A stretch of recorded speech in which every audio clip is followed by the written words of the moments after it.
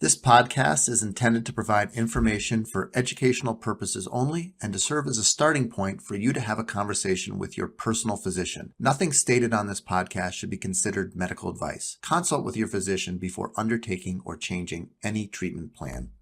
There's a really important philosophy in medicine, which is that correlation does not prove causation, which means just because two things happen at the same time doesn't mean that the first thing caused the second thing. All right, welcome back to the Pound of Cure Weight Loss Podcast, episode 34. Yep. Will Ozempic make you blind? Yeah, we're going to find out. Yikes. That would be pretty bad if it did. A lot of people being... Yeah. But there's definitely something a study we have to talk about. But anyway, before we get to that, Zoe, our patient story, he's actually not one of our own patients. I met him on TikTok. Chenille was the first person that I ever met on TikTok. And Dave is the second one. Chenille's awesome. So my first experience of meeting people on TikTok was great. Set the bar high. We'll see what Dave has to say. I think it's going to be really interesting. Have you met people on TikTok? No, but I definitely have to be very mindful of my TikTok time because it is very rabbit hole-ish. It's amazing how it just sucks you in. I mean, it's terrible. I don't know. I wish Albert Einstein was alive because he could talk about how like once you get into TikTok, like time just compresses and like literally 5 minutes goes by like it's 30 seconds. Yeah. I was hearing something that was kind of more so talking about the like, obviously we all know attention spans are short, but it's also that kind of that dopamine response that when you're watching a show, for example, or a YouTube video, something that's a little longer, I feel like I'm messing it up, but ultimately that it's a more delayed gratification and it holds you for that longer kind of payoff. Right. But the reason why TikTok can really suck you in so much is because it's you're chasing that next little bit, like, oh wow, look at that. Oh my God. That little bit of surprise or entertainment. I'm a surgeon, so I'm a expert at delayed gratification. I didn't start earning money until I was in my literally mid-30s. And generally most people who go into a fairly training intensive field specialize in delayed gratification. So I've been a little bit late to the party with TikTok, but it's there for sure. It's there. And it honestly, I don't know. It doesn't work that well for me because I can't say anything. I can't tell someone what my name is in under 60 seconds. I just keep talking and talking and talking. So anyway, well, we're going to hear from Dave and I think he's going to have some interesting things. But before we get to him, let's talk about our In the News segment. So this is where our title comes from about Ozempic making you blind. And it comes from The Hill. And it really is referencing a study in JAMA, which is the Journal of the American Medical Association, which is a pretty reputable journal. But then what they have is all these little specialty journals. And so if you get something in the real JAMA, that's like a big deal. But getting it in the specialty journal, that's much less of a big deal. So this is in one of the specialty journals. So I don't want people thinking this is like New England Journal of Medicine, blockbuster, incredibly powerful, well-done study. It's not that. It's definitely not that. So they looked at a disease called non-arteritic ischemia optic neuropathy, or NAION, or NAION disease. And they looked at it. They looked at a huge sample of patients, and they found 194 diabetic patients, type 2 diabetes patients, who were taking semaglutide, Ozempic, for treatment of their diabetes. And they found that 17 eventually developed this NAION. And NAION is a disease where essentially the blood supply to the optic nerve is compromised, and you can lose sight. Now, full blindness is fairly uncommon with this condition, but you can definitely lose sight, and it's irreversible. Once you get it, it generally doesn't get worse, but it doesn't get better either. And so they found 17 people, which was 4 times higher than they would have expected, developed this condition. And then they looked at people who were taking semaglutide for obesity, and they found 20 people out of, I think it was 380 people, developed NAION, which is 8 times higher than the baseline rate. So both in diabetics and in non-diabetics, those taking semaglutide. Now, this was not Zepbound or tirzepatide. We don't know if is it something unique to semaglutide, or is it all GLP-1s? And we actually don't know if it's real. And so this is an observational study. Right. So observational studies mean that, hey, we saw this, we noticed this.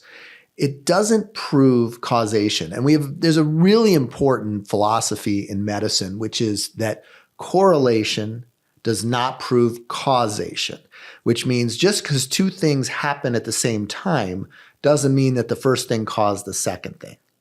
And so there's absolutely no evidence from this study that shows that semaglutide does cause this NION. Now, it doesn't mean it doesn't either. Mm-hmm. And so what they need to do is more randomized controlled trials, and maybe looking at some of the original trials that they ran for both diabetes and for obesity. But let's just say there's a 4 times increase or even an 8 times increase in the development of NION. Does that mean we should stop prescribing semaglutide altogether? I think if we can show that we don't see it in other drugs, I think that's going to be a big hit for semaglutide. Mm-hmm. And I think one thing that's going to be really important for the access to care and the affordability is the more drugs there are, the more access, the more affordability, the more we have multiple companies competing for business, the better. So to me, if it was just one drug that kind of got pushed out because of a side effect, that would probably be bad for everybody's access. But the truth is NION is a relatively rare condition. And so even with an 8 times increase, that would mean that there's about 70 out of 100,000 people who lose sight. But keep in mind, if we're looking at a 20 to 25% cardiovascular risk reduction, that's 20 to 25,000 out of 100,000 people who don't have a cardiovascular event. Mm-hmm. And so you can't necessarily look at one thing like this.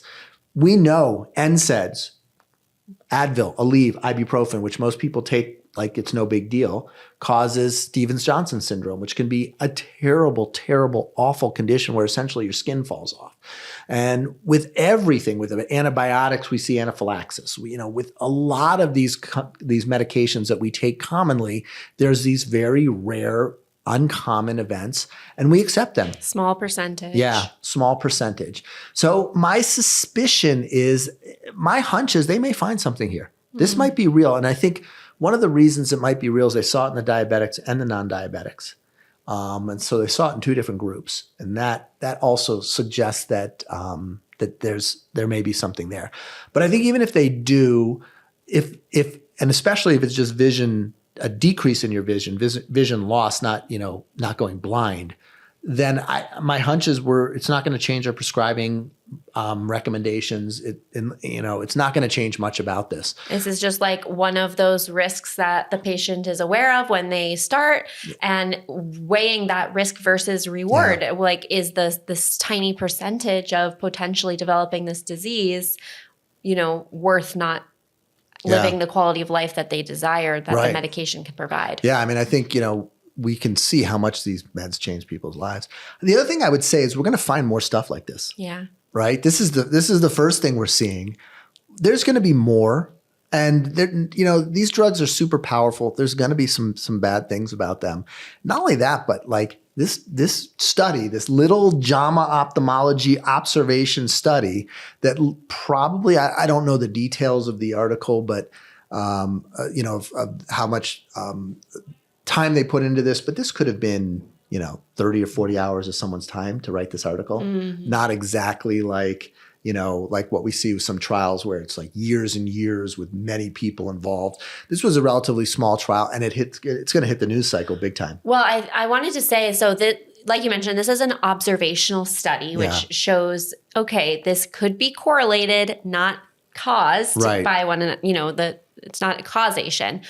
But this is a great example of where news places get clickbait, or where something can be really blown out of proportion because they take this, let me grab this little snippet, turn it into this thing. And then all we see, or, all you see is the headline of GLP-1 causes blindness. Right. And without getting into the details of the study, okay, yeah, now we dig a little deeper. And I think that's what's really important about, our In the News segment is that we're able to dig through this and help our listeners be a little bit more astute to, okay, let me not necessarily fall for these super clickbaity type titles. Yeah.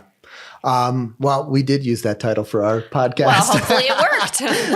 Hopefully it worked so that you can get some reasonable information. Right? That this is not a reason to stop taking your semaglutide. Exactly. This is not the end of Wegovy and Ozempic. This is an observational study that needs a lot more work before we arrive to any conclusions. Yeah. So let's move on to our patient story. Let's bring him on. on. Let's bring on the man on Mounjaro, Dave. All right. Well, welcome, Dave. Welcome to the show. Super excited to have you here. I'm super excited to be here. I really appreciate it. It's not that often that I get the opportunity to go somewhere else and to somebody else's platform and have a conversation. So I love being on the other side of this. Thank you so much for having me. Absolutely. Why don't you tell us your story? How did you become man on Mounjaro? Like, how did this all start? First as a patient and then kind of on social media. Sure. It's really become a whole deal, right? And when I talk to people in real life, the people who are, trying to understand what is it you're doing on social media, because then not that many people in my real life are that tuned into what we talk about, but, I'm always like, it's become this whole deal. But basically about 2021, I was given a really sudden and unexpected diagnosis of type 2 diabetes. Yeah. And, you might look at that and you say, this guy's been overweight for most of his adult life. He's approaching 40 years old. It's not that uncommon. But, what's interesting to me is that I yo-yoed on ketogenic diets for 20 years. So if you pull out maybe 3 to 4 months out of every year for the last 20 years on average, I was on some sort of low carb or ketogenic diet. It's just the crash. So I always say that I would lose 25 pounds and I'd gain back 30, 35 pounds. And so I was on this roller coaster for about 20 years, the better part of 20 years. And in 2021, received that type 2 diabetes diagnosis. And my doctor was just like, what do you want to do? What do you want to do? It's time for some mid-course corrections. And I said, well, I'll tell you what I don't want to do. I don't want to take medicine. And he's like, great, we'll put you on a ketogenic diet. We'll get your weight down. We'll get your A1C down. And I was like, I'm willing to do whatever you want me to do because you're a lot smarter than I am. But I need you to know that I understand keto. I understand the science behind it. And I've never been able to sustain it. He's like, well, if you want to keep your diabetes down, you'll do it. And so I'm thinking, rattling around in my brain are my 4 children. I have 4 children, ages 4 all the way up to 10 years old now. And I'm just thinking about being around for them. My own father died at 54 years old from a massive heart attack. And I just don't want the same for my own children. And so I embarked on a year of really strict keto. By the book. I was wearing the CGM that I'm sure you do the same thing. My doctor could see what was going on there. I had a ketone monitor that was reporting to him as well. And so he knew that I was following the rules. My A1C, a year into it, was great, non-diabetic numbers, but my weight had gone from 319 pounds to 312 pounds in a full year of white knuckle keto. And so I was sort of at the end of my rope. I was like, this is what I was afraid was going to happen. And he said, well, you're one of maybe 5 out of the nearly 1,000 people that have been through my program that just don't respond from a weight loss standpoint with keto. You're probably a candidate for bariatric surgery. Now, at that time, I'm 38 years old. And I'm looking at that and I'm saying, I don't really want to go through bariatric surgery at my age, but I don't want to not be around for my kids either. So it was sort of like one of those, it was sort of a hard pill for me to swallow in that initial consultation, because in my mind, and I realize this is incorrect thinking, but in my mind, bariatric surgery was for people who were severely overweight, 300, 400, 500 pounds overweight. And I never considered myself even a candidate, but the more we talked, I was on board. I was ready to do it, but I didn't have insurance coverage. And he said, well, Dave, the good news, bad news is there's a real great class of medications out there called GLP-1s. They're basically accomplishing hormonally what some bariatric surgery is able to accomplish for people. And you're going to be able to get it because you're diabetic. And I was like, great. So that set me off on this path to learn more about the medications. And I came to YouTube, and there was a real deficit of information from the patient perspective. Lots of, I lost 100 pounds or I lost 150 pounds on Ozempic, but nobody really sharing, but this is what I've learned about the medication. This is this is what it's like to actually take the medication. And so that was really the start of something that really morphed into just, as I learn stuff, I like to share it. And that's really the heart of On the Pen. Yeah. Huh. Fantastic. So you never had bariatric surgery. So you started on Mounjaro, I'm assuming, by your name. Correct. And have you been successful with your weight loss efforts? So it's been a really disjointed journey on the pen, so to speak. Yeah. So I started on Mounjaro, and like many people, I was affected by the shortages. And this was back at the end of 2022 into early 2023. So for those of us who have been on the pen for a while, the shortages are nothing new, right? I know a lot of people are just experiencing it now, getting on Zepbound and Wegovy for weight loss, but I blew through the doses, right? My doctor was like, hey, this is what the clinical trials say. People do the best on 15. We'll get you up to 15. Well, I couldn't get a lot of the middle doses, and I tolerated it from a side effect standpoint really well. So within 3 months, I was to 15 milligrams. Okay, that's fast. So a really fast titration process. And probably within the first 6 months, I was down about 10% of my body weight. That's good. Which was pretty good. I mean, pretty fast. But then I started getting really debilitating migraines. And so I backed off on the dose. And so I really ended up starting over. And really, as I titrated back up and got up to 15 milligrams again, it just didn't have the oomph that it once did. And I would say both from a glucose control standpoint and a appetite suppression sort of standpoint, it just didn't do what it did. So I actually did 3 months at the beginning of this calendar year, 2024.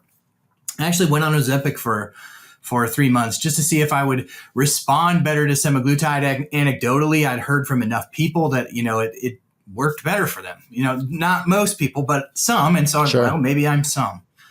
And so I took that and I maintained my weight, but I had gained back in that, sort of titrating down and back up. I had gained back about 15 pounds.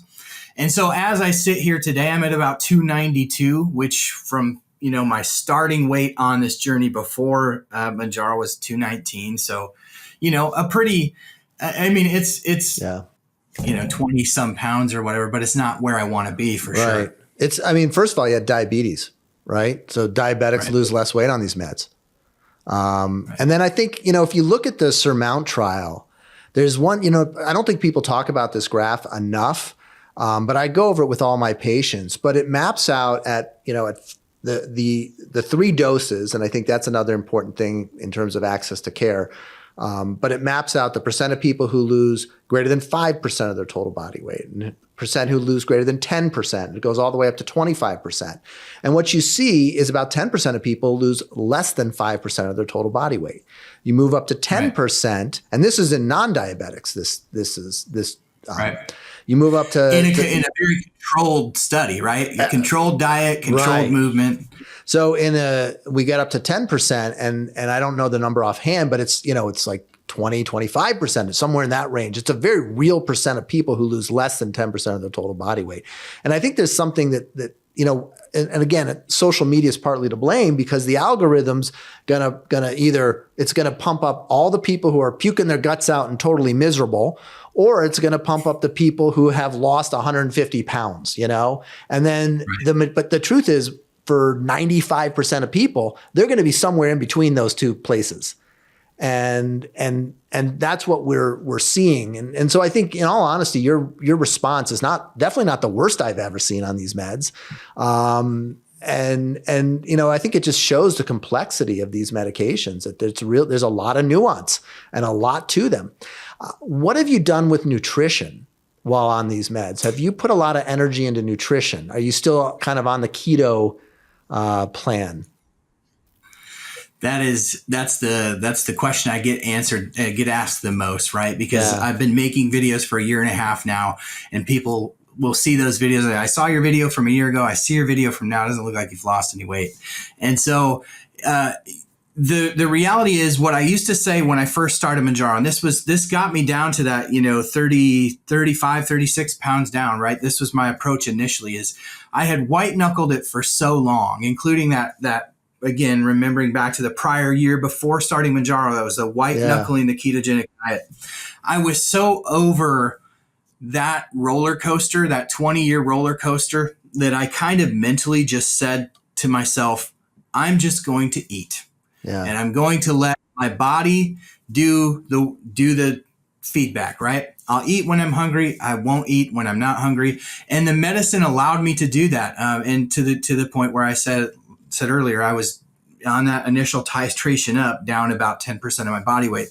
And it for sure was just calorie restriction, but it wasn't intentional calorie restriction.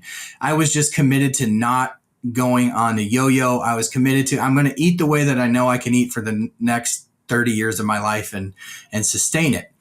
And it was fine until it wasn't, right? And so since sort of like pulling back on the dose and the scale started going up, I've gone back and forth between different things, really just sort of fumbling my way through it. So that's one of those areas where people will ask me on my channel, hey, what should I eat on this medication? I'm like, that's not the type of content that I make, because I'm trying to figure that out for myself. And also the disease of diabetes and the disease of obesity are so nuanced. And so, I mean, just the spectrum of experiences people can have with those diseases, I think that it would be irresponsible for me to give that kind of feedback to people who are asking me on my channel. I realize that's probably not a great answer, but it is the answer. But it's the real answer. I did want to ask you, did you notice while you were kind of experiencing the height of the benefit from when you first started on Mounjaro, a change in the foods you were craving? Obviously, you were able to eat less, but what I have noticed with a lot of patients is that they start craving different types of food, maybe more nutritious type foods. Did you actually find that at all? Never. So I will just echo and validate what you're saying with my own experience. That is what I hear from the majority of people who comment on videos that I make or are in our On the Pen community. I used to eat sugar. Now I want leafy greens. It's beyond even the food conversation. I used to gamble. I used to go to the casino 3 times a week. I don't want to go there anymore. Right.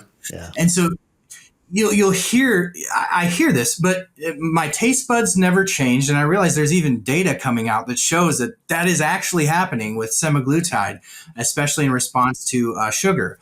But for me, none of that really ever changed. I still desired the same amount of food. It's just that I was satiated much quicker.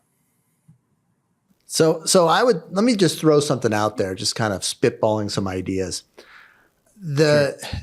The program, the nutritional program that we recommend, it really, and one thing that to me has been really cool about semaglutide and GLP-1 meds is that they work the same way bariatric surgery does. Just like your doc mentioned, that they cause this hormonal shift and they cause this weight loss. And so what I first noticed very early on in my practice was that my gastric bypass patients, my post-bariatric surgery patients, were saying all the things that you're hearing about leafy greens and not eating sugar and all those dietary changes. I started to kind of listen to what types of foods they were eating, and that's where our nutritional plan comes from. So you talk about keto, you talk about calorie restriction. What if there's another way of eating that you haven't considered? And I think when I'm kind of hearing your story, a lot of the kind of modest weight loss that you've experienced, I think, is from your diabetes. Diabetes causes much less weight loss with these meds. And if we could kind of focus on reducing your diabetes with food, and I know you did have a decent response to the ketogenic diet, but the problem is there's so much animal fat. But also nobody wants to do that forever. Yeah, nobody wants to do it forever too. But there's so much animal fat in that, and animal fat does worsen your insulin resistance too. And so you get this like push-pull effect where on one hand, you're just not eating any carbohydrates, so the sugars are going down. But on the other hand, you're eating a lot of animal fat, and so your insulin resistance is getting worse. And the triglycerides. That's very interesting that you mentioned it, because about a year into my journey with that ketogenic diet, I couldn't be able to tell you what the name of the test was, but it was a test that measures your fasting insulin levels. Right. The unit of measure that they used was weird, and I didn't understand it the way that the report read. But I will say there was very little difference in my insulin level numbers after a year on keto than there was initially. My A1C was down, but my insulin levels were not off the charts, right? And that was one question that I had that I never got a good answer to. Is like, well, I'm doing what I'm supposed to do. Why are my insulin levels still that high? Because you're gaming the system. You're just not eating the carbs. And so you're preventing the blood sugar spikes, but you're not fixing the underlying problem, which is the insulin resistance. And the GLP-1s help, but sometimes the diabetes gets in the way of that. And that's where you really have to bring the food in. And that's what our whole nutrition program is founded on. That's what Zoe does all day long, is counsel patients on eating on GLP-1 meds. And we try to promote a produce-heavy diet, not necessarily a vegan diet, but a produce-heavy diet, because those phytonutrients you find in the fruits and the vegetables and are so valuable for reducing your insulin resistance. So interesting. Yeah. Well, anyway, let's move on, because I think there's so much more to talk about, and I really want to pick your brain on some of these topics because you've just spent so much time and energy on putting these in. So I've got a couple of questions I want to hear your thoughts on. You and I share a real passion for access to these medications, affordability. And I think we both kind of see the future of what's going to happen with these meds, and they're going to get better, and they're going to get less expensive, and they're going to become a huge part of our society. So my first question is, what do you think the GLP-1 world looks like at 1 year, 3 years, and 5 years out? Because there's some important things coming down the pipeline. So what do you see there? Well, first of all, to Rob, from a friend of mine, Sina, who runs Join Fridays, he always says the future is bright. And so I got to steal that from him. The future is bright when it comes to sort of like all the aspects you could talk about in the landscape of GLP-1s, whether it's accessibility, whether it's medicines that are better, more powerful, or provide maybe a higher quality of weight loss. So it depends on which track you want to talk there. But I think the biggest track that I talk in terms of is into my community is accessibility, because that's ultimately the battles I think that most are fighting right now. That because most people that I interact with respond really well to these medications, the current class of medications, strictly from a weight loss standpoint, which I think is why most people get into this. They don't get into it to get fixed metabolically. That is a real upside that people don't. But, I think most people go, I want to lose weight, and this medicine is going to help me. I think in the process, hopefully they're learning more about why and what is actually getting corrected in their body. But so from a strict weight loss standpoint, it seems to work really well for people. It's just the accessibility right now is just absolutely atrocious. And so I think in 1 year from now, I think it's going to be a bit bumpy, right? So 1 year takes us to July of 2025, right? We still don't have another generation of drugs out yet. So we're still dealing with tirzepatide and semaglutide. Now we will have higher doses of those drugs by then. Probably we're expecting 50 milligram Rybelsus yet this year, higher doses of semaglutide and higher doses of tirzepatide, hopefully around that time.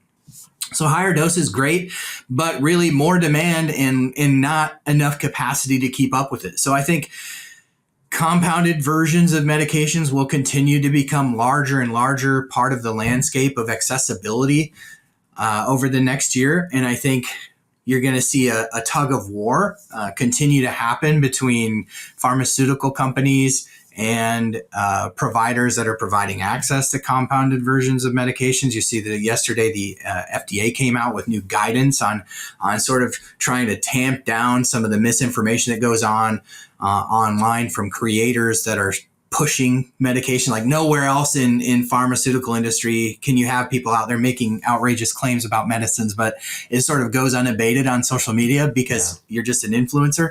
So you see them pulling back on that. You see, Lilly's going after some of the sources of some of these sketchier versions of these. So I think you'll continue to see more and more of that in the next year.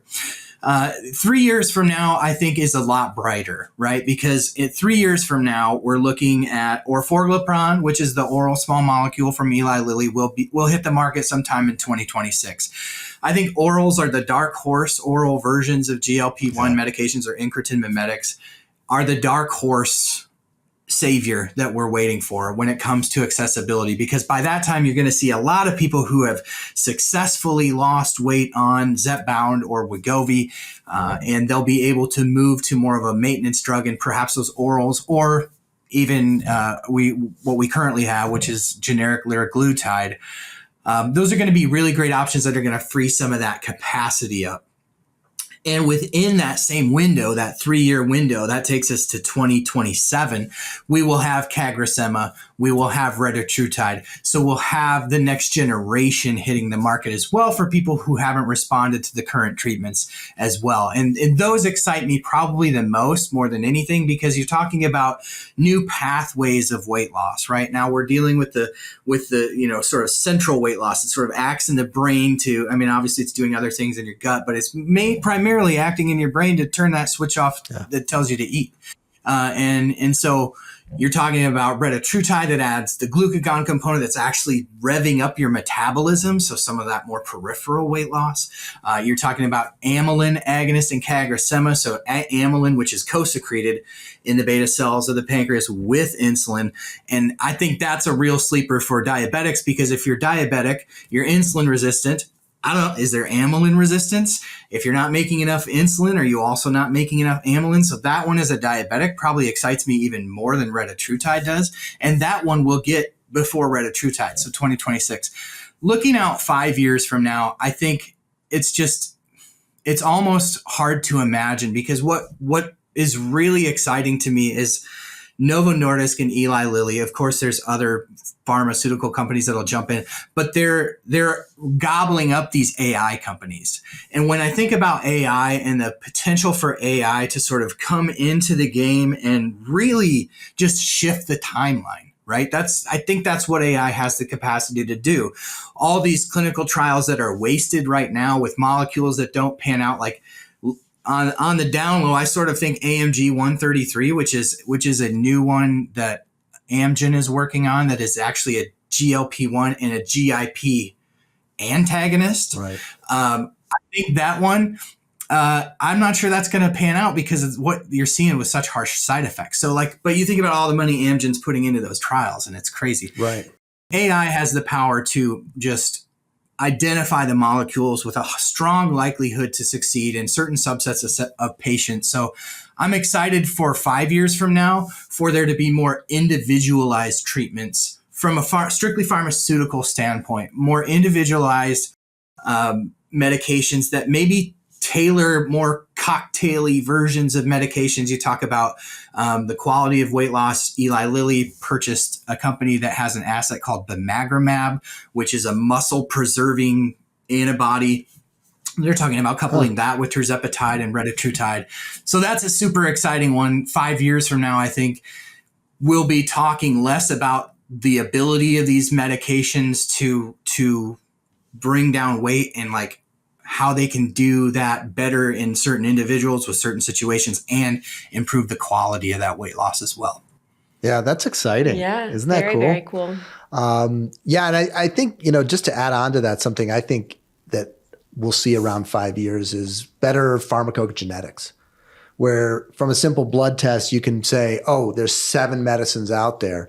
You're much more likely to respond to these 2 than the others. Mm-hmm. And I think AI is going to play a big role in that. You can analyze all these people's 23andMe data, and you see this, I'm sure, in your communities. There's some people who just lose weight like crazy. They take the 0.25 dose of semaglutide and they lose 14 pounds in the first month. right? And then there's other people who take 0.25 and they lose 0 weight. And it's not that the first person is doing everything right nutritionally and lifestyle-wise, and the second person, it's usually the opposite, actually, that the person who's not losing the weight is the one trying the hardest at it. And so I think being able to, just like you're talking about, using AI to kind of fast forward that drug production and drug development process, to also look at it from a patient perspective and be able to get people on the right therapy faster and with more accuracy. I think absolutely. That's just an exciting thought to think about 5 years from now. And I think you're exactly right. Just finding the tools to identify what certain people are going to respond to and what they're not. That's a really exciting thought. Listen, this has been an amazing conversation. And the best part of it is the conversation's not over, because we're recording your show. I think actually your show will probably come out before this, but I think I'm recording your show next week this week. I'm recording your show this week. So we have a lot more to talk about. We're going to continue it on your podcast, On the Pen. So I think if you like our podcast, my hunch is you're going to like Dave's podcast as well, On the Pen. Thanks so much for being here with us, Dave. I appreciate you giving some time here. Like I said, it's awesome to come to somebody else's platform and have a conversation that way. I really enjoyed it. And I really look forward to our conversation on Thursday as well. Absolutely. Well, you can come back anytime. This was a great conversation. Zoe, I think I'm 2 for 2 in terms of meeting awesome people on TikTok. I'd say so. Right? Yeah. So people give TikTok a bad rap, and you can for sure get sucked into it. But I'm going to go try to meet some more interesting people on TikTok. I'm excited to see who you bring to the show. All right. What do we have for our nutrition segment? Well, today's nutrition segment, we've kind of touched on before, this concept of health halos. Yes. Right? But it has kind of come back to the surface in our nutrition program. Specifically last week, I had a lot of conversations about this because somebody was sharing with me about how they have been vegan for 2 decades, right? However, in the past couple years, gained a significant amount of weight. Yeah. And specifically pinpointed it to the Trader Joe's vegan snacks.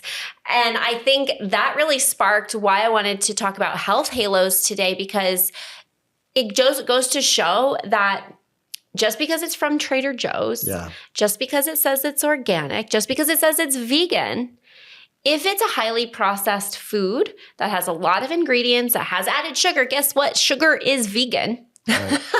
So there are all of these factors that can play a role in promoting weight gain, not having the strongest metabolic health, right? Diabetes, all of these other things. Just because it has really good marketing and you think it's healthy does not automatically mean it is. So we have to be very diligent on being our own advocate and being able to read labels and read the ingredients list and know that just because it's from Trader Joe's does not automatically mean it's healthier. And I've seen this all over. This is a really common thing. Trader Joe's, speaking of TikTok, actually I saw a TikTok that it was this, it was like a marketing guy that was dissecting the marketing for Trader Joe's and how they do, and I'm not saying Trader Joe's is bad. Trader Joe's is great. I'm just saying specifically the marketing. They've done a fabulous job at marketing their community, right? Yes. It's like a and the people who work there, man. They have great work culture. I mean, for sure. Great. We have great work culture in our office too, for sure. But so does Trader Joe's. Yes, exactly. But then you look at where specific products are sourced. It's the same as like I don't know the exact example. Maybe the pretzel, peanut butter covered pretzels or whatever. Same exact formula for what's sold at Costco versus what's packaged and made it seem a little bit more healthy and at Trader Joe's. So I really wanted to have a bit more conversation, shed some light on the health halos, and ultimately boiling it down to, we know we want to be eating as many one ingredient, whole unprocessed foods as much as possible, and doesn't always work that way. Trader Joe's It's a great store. I love it's a smaller grocery store. I think the grocery stores are just too freaking big. There's just too many choices. That's not good for us. Trader Joe's has done a good job kind of keeping everything small, but really think about the layout of Trader Joe's. They are the master of the snack. I mean, their gummy candies, their ice cream, all of their chips and their caramels and chocolates. And I mean, a huge portion of the store is really selling snack food. And so they have produce, and I like they sell it by the piece instead of by the pound. And, you know, there's a lot of great things. And I love Trader Joe's and I go there all the time. But man, you got to be careful or you can load your cart up with snack food. Well, and another really big area that they have a market on is frozen meals. Like just because it's orange chicken from Trader Joe's does not make it big. Like it's still gonna be. It's like they have they've done an amazing job. But speaking of the layout, I've gotten on a tangent now, but I think it's interesting. They have been very specific in how they actually make it feel cramped and crowded and kind of like hard to navigate traffic in there, so that you kind of get put on this crazy path to keep adding snacks to your cart. Yeah, you're always passing by the snacks there. So yeah, I mean, I think that's a great point, which is that again, that vegan, and you'll see gluten-free. I actually we diagnosed a patient, and as part of their pre-op workup, we diagnosed them with celiac disease. And I talked to her about gluten-free and how there's your Banza pasta. You're a big fan of that pasta brand, right? But then there's also the brown rice syrup, you know, gluten-free cookies and all of that stuff, which is just crap without gluten. And so you have to watch these health halos. Gluten-free does not mean healthy. Vegan does not mean healthy. Sugar-free does not mean healthy. You know, in fact, most of the time, these terms are used to hide the fact that it's heavily processed. You don't see bananas with a gluten-free label on it, right? Okay. Let's go into questions. Sierra, what do we got this week? First question we have here is from our Instagram post on, do I have to give up alcohol and tobacco forever?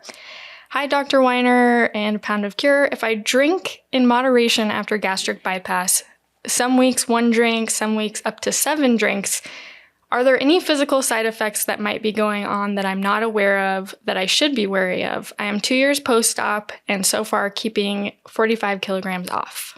Okay, so this is a gastric bypass patient who is drinking alcohol. We've talked a lot about that. I think we had one of our podcasts was pretty heavily focused on alcohol use after bariatric surgery. And so I think it's important for us to really talk about what an appropriate amount of alcohol is to drink. And this is, you know, again, kind of getting into our culture. And we went to our family, we went to see a Doors cover band this weekend. It was really fun. But even like, you know, and it was great, nothing against the band or anything, but he was like, drink up, everybody, have drinks. Everybody should drink. And we all kind of look at that like drinking equals fun. And you should drink so that you have more fun.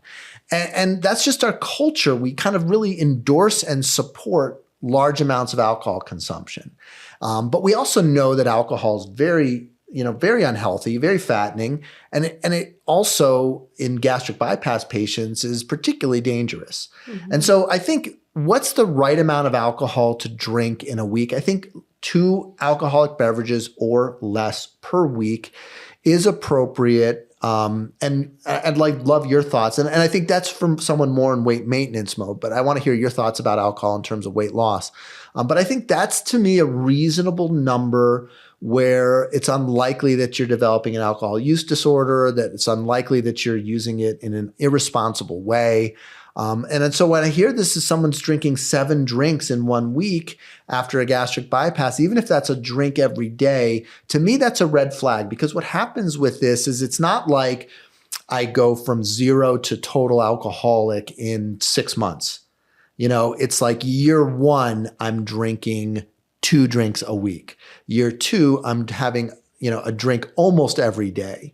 Year 3, I'm starting to have sometimes 2 drinks. And year 7, I'm really struggling with controlling my alcohol intake. So to me, I I want to make sure that this person's not on a path that could potentially lead to a dangerous relationship with alcohol.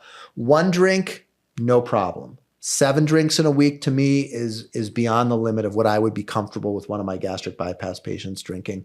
And if someone came into me and said they were having a drink every day, I would really work to help them cut down on that. Yeah. And in terms of from a maintaining that weight lost, those 7 drinks, not only from the, potential dependence side of things, but from a caloric consumption side, that can easily get you to see weight regain. Yeah. And it's very easy to, depending on what specifically those drinks are, could maybe have some extra sugar.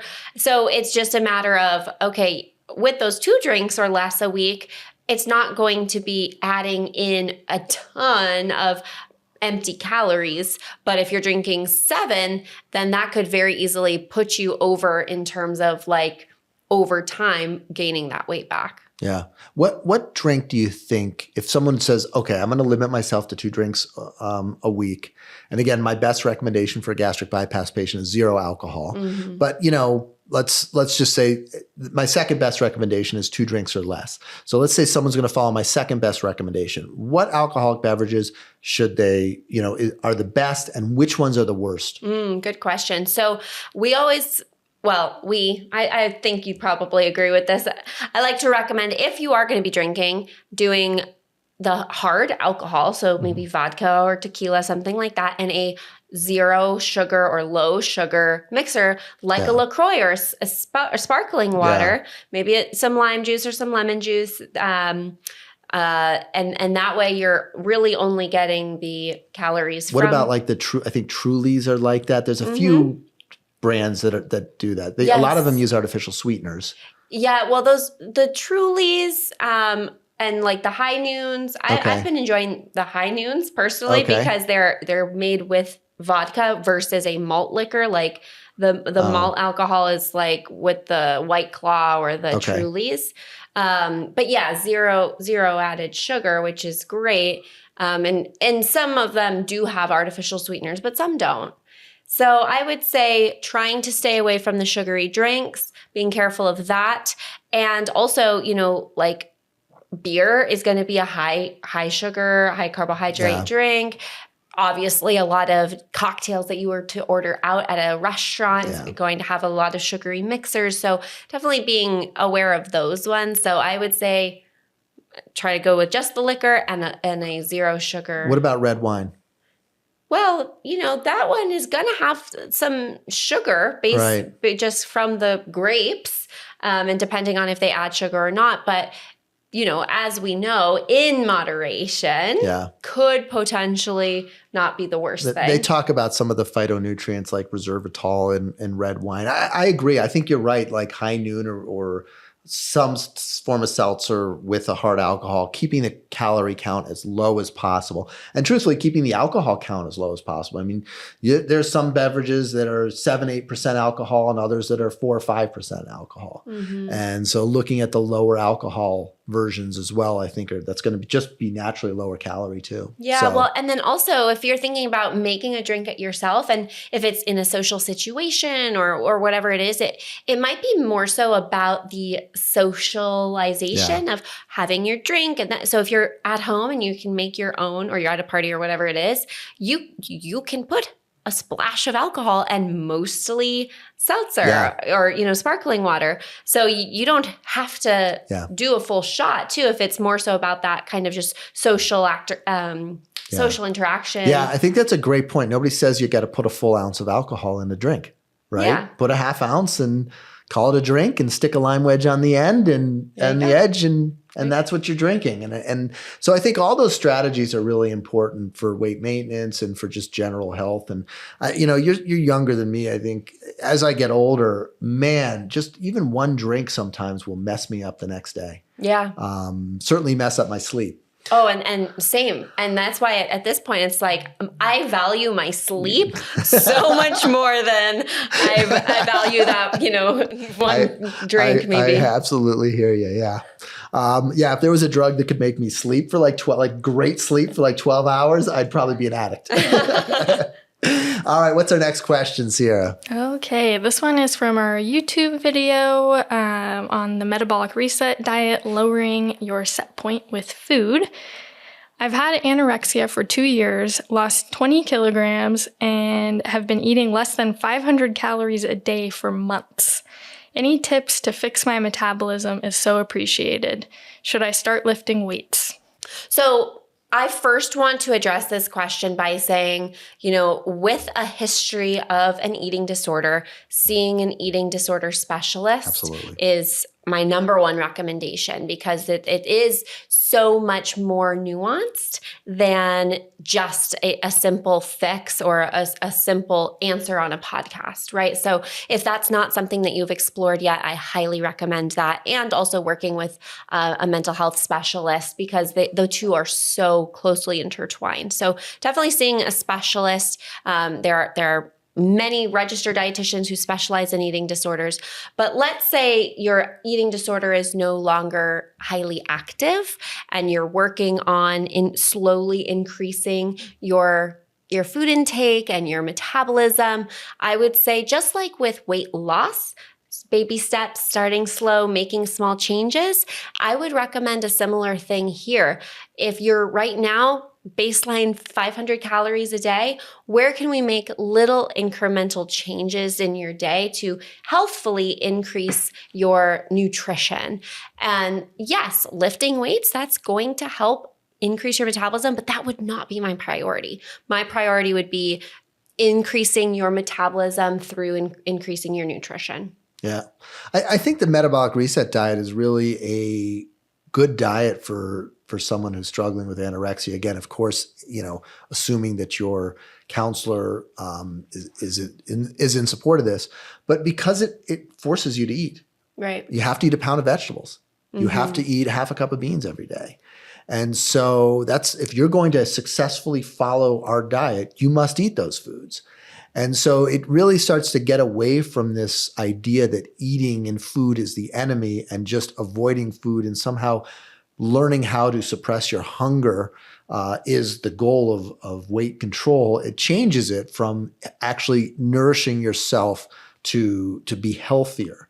And so again, kind of getting away from this concept of I'm eating to be thin, and much more toward this concept of I'm eating to be healthy. And to support my metabolism. Because absolutely, I think the person who posed this question already has recognized that eating this way is going to make it very difficult to kind of maintain a healthier weight. It's going to influence your metabolism going forward. And so the less of that you do, I think a metabolic reset diet has some healing capacity there, especially if they did it for 2 years, but you can recover from that. Mm-hmm. Like especially if you're younger, that's not set in stone. Like your metabolism can completely rebound and recover from whatever damage has been done. Right. I think that's another really important point, is that this is not, whatever changes have been made are not unchangeable, unmodifiable. Good, interesting question. Good. I wish this person well. Mm-hmm. Okay. Last question is from an Instagram DM from Amy. Hello, I wanted to see if you could address how to handle if you miss a dose of your semaglutide. What's the best practice, and are there any recommendations? I'm on the lowest dose of compounded semaglutide, non-FDA approved, but it was prescribed by my primary care doctor, who has been with me my entire journey. Taking once a week, same day at the lowest dose, was still causing side effects of low energy and nausea, even with good eating. I've been taking it every 10 days rather than every 7. I'm curious on your thoughts on this as well. So, first of all, the lowest dose of compounded semaglutide, I don't know what that is. I would assume it's 0.25 because that's what we start at with the medication. When I've looked at compounding pharmacies, that's usually what I see.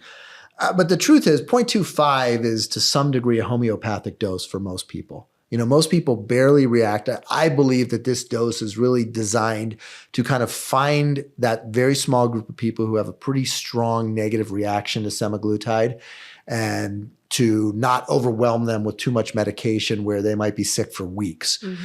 So generally, a lot of people don't lose any weight and don't experience anything after 0.25. It's more so just that titration up to see your tolerance. It's just that kind of almost get going dose, right? Weed out the people who aren't able to tolerate. So I think the second thing to talk about just in our dosing strategy and our practice, we don't follow the FDA guidelines. I think there's some people out there who are like, we go exactly by how the study was done. And I think we have enough experience at this point. And I've been in practicing medicine for 20 years now. I understand like the way that the studies are done, the way that the FDA has recommended things isn't always the best for your individual patients. And I think we certainly read all the studies and review that, but we have patients on once every 10 days semaglutide. We've had patients on once a month semaglutide. I mean, we work with people to figure out the thing that's going to work best for them and their life and their pocketbook and all of the other factors that are involved in dosing these meds. So, I mean, the best thing to do if you miss a dose is just take it and keep going, right? Keep dancing.